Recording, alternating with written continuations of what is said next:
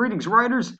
It's Mr. Hebda from the Lackawanna College Writing Center, and today I'm going to show you how to paraphrase in APA 7.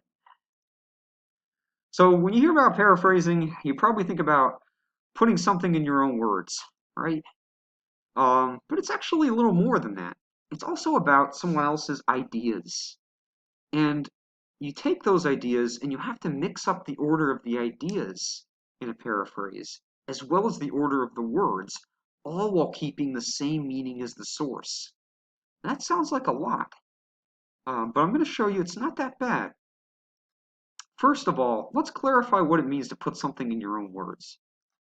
It's a good idea to avoid repeating exact words and phrases from the source, because you'll run into plagiarism problems there, and you don't want that. So a good way to get around that is to find synonyms, which are words that carry the same meaning as the source, or source words. So here's an example. I took this quote from a book by Carol Dweck called Mindset, The Psychology of Success, or The New Psychology of Success.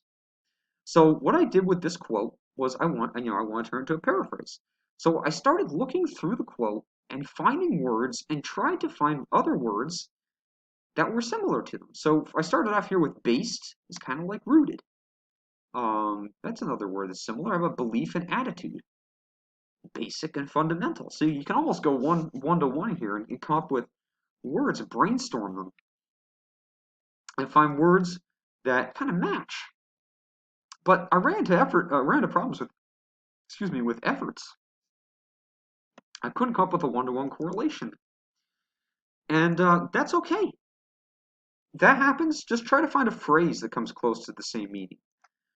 So what I did for efforts was I used the phrase hard work instead to capture the same meaning. So here I'm going to show you two different ways that you can successfully paraphrase in APA 7 and cite properly. And they're going to come after the orange text here, and then we can compare them with the example text right from the book above. So here's our first example. The attitude that a person can develop their own abilities using hard work is called the growth mindset. So notice how I cited this paraphrase. I put it in parentheses at the end of the sentence. I have the author's last name, comma, followed by the year. But wait, there's no page number. Why is there's a page number here? Why is there no page number here? Well, according to APA, there's no need for page numbers if you're paraphrasing, only if you're using a direct quote, which is what the top part is. But what if you wanted to put the author's name into paraphrase, which is pretty common in APA 7 format? So here's an example of that. You wouldn't use the author's first name, you just dive right into the last name, and then afterwards, in parentheses, put the year of the study, and then go on with your paraphrase. Now, I want to point out, I switched up words like develop instead of cultivate, for example, but I also want to point out that I didn't change some words, like growth mindset. That phrase is a special term. You really don't want to change here. Remember, I said you want to change as much as you can, but there's some words, like this is an important psychological concept that you can't really get around. You have to keep it. But what I did instead, right, was I switched up the idea.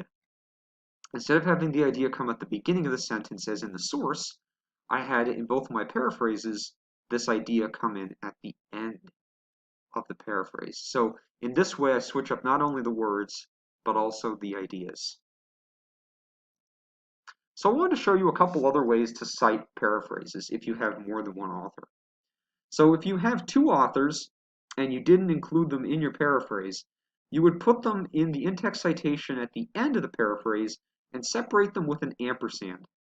Again, no page number is needed because this is not a direct quote. If you did include the author's names in your paraphrase, you would have to include the word and not use the ampersand. When you have three or more authors, put the lead author followed by the Latin phrase et al. With a period after the all. That's an important little note to take. That Latin phrase means and others.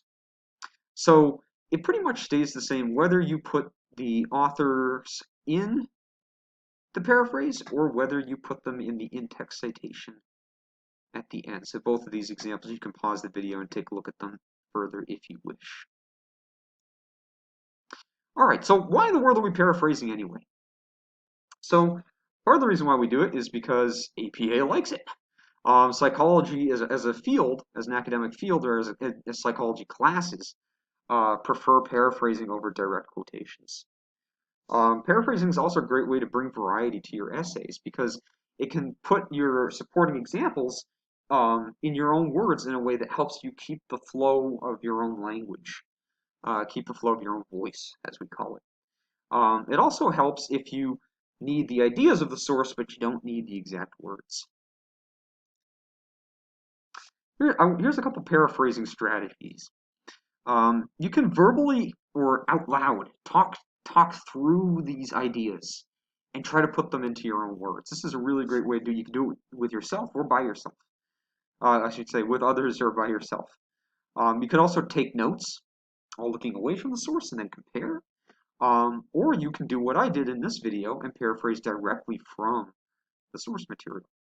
I also highly recommend that you use what's called the source, which is basically a dictionary of synonyms.